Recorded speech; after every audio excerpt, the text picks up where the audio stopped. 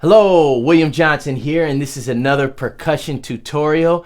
I have been talking about hybrid percussion ideas, hybrid drum set ideas on the cajon.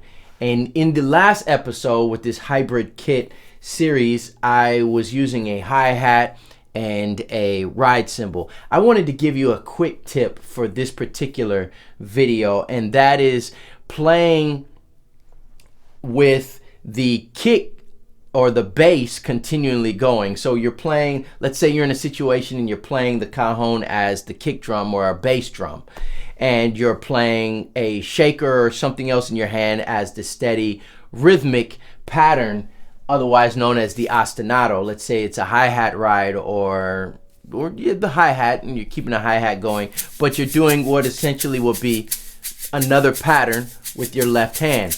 Now, often this shaker can keep that steady pattern going, filling up space, and also driving the song forward. But when we use the shaker, we're also taking away another hand. So if the bass is continuing to go, or let's say it's what we often refer to as 4 on the floor, let's say it's this in 4/4, so boom, boom, boom, boom, 1, 2, 3, 4, and the bass is steady going. Well, now you have one of your hands that is basically taken up, and in order to play the snare, you have to free up a hand, right? Or use your foot so that your hand is freed up. So there's a couple different ways that I approach this. If I have to keep going here, but I want to use the shaker, or I want to use my left hand, as opposed to now going on a song, right? So one of the ways that I approach this issue is by using my hand to play bass and snare at the same time. Now, how do you play bass and snare at the same time? Well, you can compromise. And here's the way that I compromise.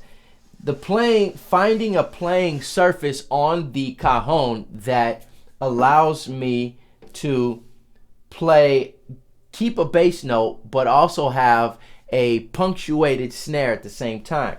So on a cajon, the higher I go, the more snare I get, right? The farther out to the corner I go, the higher pitch the snare becomes. So finding this compromise to having a snare, I can do one of a couple of different ways. I can basically just move my hand a little bit further out towards the side, but still down far enough where I get a bass. So if I come more towards the center, I just have my bass note. But if I come out towards the side, I have a bass and a snare. So let's say I'm keeping the bass going, and then the shaker is moving. And now I want to add a 2 and 4 rhythm, or the snare playing on beats 2 and 4. For instance, boom, ga, boom, ga, right? But keep the bass going.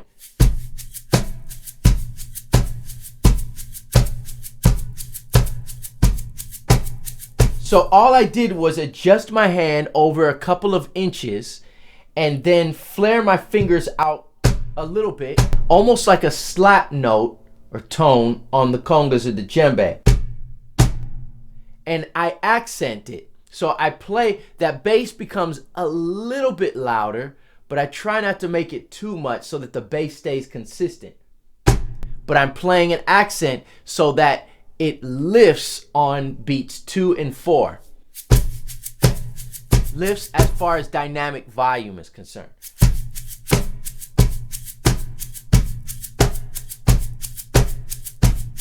So now I still have a bass, boom, boom, boom, but I have a boom, ka, boom, ka. Let's see if we can hear the difference when I do it and when I don't do it, right? When I slide my hand over to the right, and when I keep it towards the center. Just towards the center all bass. Now, I'm going to slide it over and try to add some snare.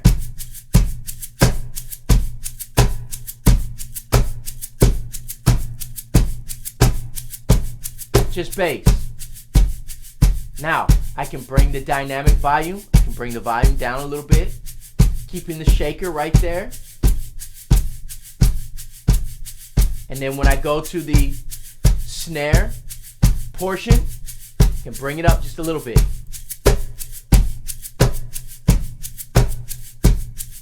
Now here's the thing that you have to be careful. Moving your hand just an inch, a few millimeters, just an inch or two, really is what I'm getting at, can change the sound significantly. So you want to use your ears to guide you in how it sounds. If you're in a situation where you're in a venue, and let's say you're in a church and you're using in-ears, make sure that you're monitoring, make sure that you're hearing the actual drum that you're playing on. Make sure your mix is, what I'm getting at is, make sure your mix is set so that you can tell the difference between what's happening. You may have to increase the volume of your instrument up a little bit. So just use your ears to guide the sound that you're going for. Now, that's one way that I keep the bass going while adding a snare. So I'm doing a couple different things with one hand, but still adding a shaker. Or if you wanted to play a floor tom or a ride cymbal or the hi-hat, right? That's one way without adding another snare and then continuing to play the bass. If we want to play the shaker. I'm sorry, I'm confusing things, putting them together. Another way is to simply add an actual pedal, right? So that now you can keep the bass going, right? And you can still have the shaker and then the snare. That's one way to do that. Now, if you don't have a cajon foot pedal, an accessory like the Gibraltar cajon pedal or the LP cajon pedal, there are various companies that make pedals and brackets specifically for the cajon. You can do what I did here, and that is purchase and this is a Gibraltar foot pedal drum beater, and just put it in a regular foot pedal. The only thing is now you have to put the foot pedal backwards, play it backwards, so you're playing with your heel. And that takes a little more training. It takes a little more development. Plus, the foot pedal is not anchored anywhere. On my foot pedal, I have Velcro on the bottom, and I usually play with a rug. So the foot pedal is not going to go anywhere once I set it down. Like I said, the issue here is training yourself to be able to play with the foot pedal backwards. That's a difficult thing to do. It's not easy. Also, the problem with this is that you're not going to be able to do a whole lot of heel toe, right? So you're gonna have to train yourself to be able to do that. But then still you're limited somewhat. However, it is a way to quickly pick up the foot pedal and move it if you don't want to use the foot pedal and it's going to be in the way of other things that you're going to play.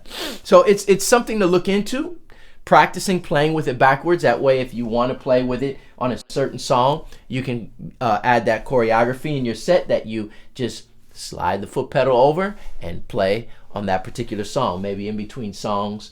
You know, this may work for some, it may not work for some, it may work for others, it may not, I don't know. But it is something that I do from time to time. It's great to have an actual cajon foot pedal and bracket, but the only issue is if you tend to lean your cajon back as you play, once the bracket is on with the cajon foot pedal, you're not going to be able to lean a whole lot. If I'm playing with a foot pedal, I'm probably not going to do that anyway, so it's really not much of an issue. And for me, it's not going to get in the way. But you know, that's one more thing you have to bring and set up the bracket.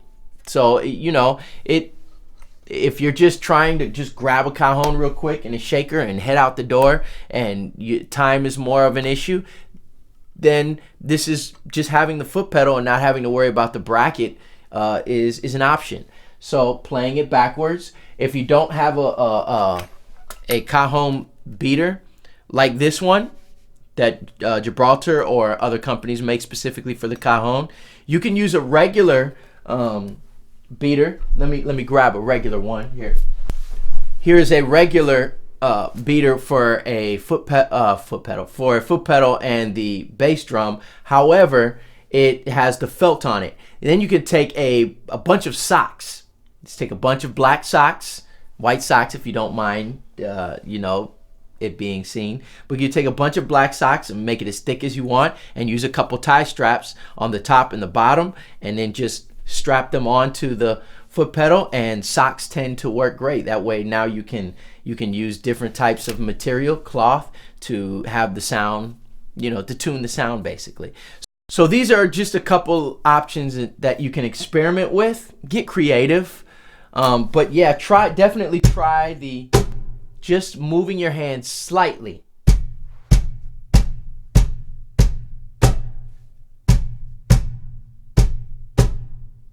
And you can get a snare and a bass tone. You're limited on what your snare sounds like, but you can definitely have that snare, and it's a chunky snare. And I've found in many instances that it works perfectly. So experiment with that. Some cajons, it may be different than others, but try this out. I just wanted to give a couple tips, you know, for those that may or may not have thought about this. If you want to be able to use that shaker and play the bass, keep the bass going while also adding the snare. All right, so these were just a couple quick tips.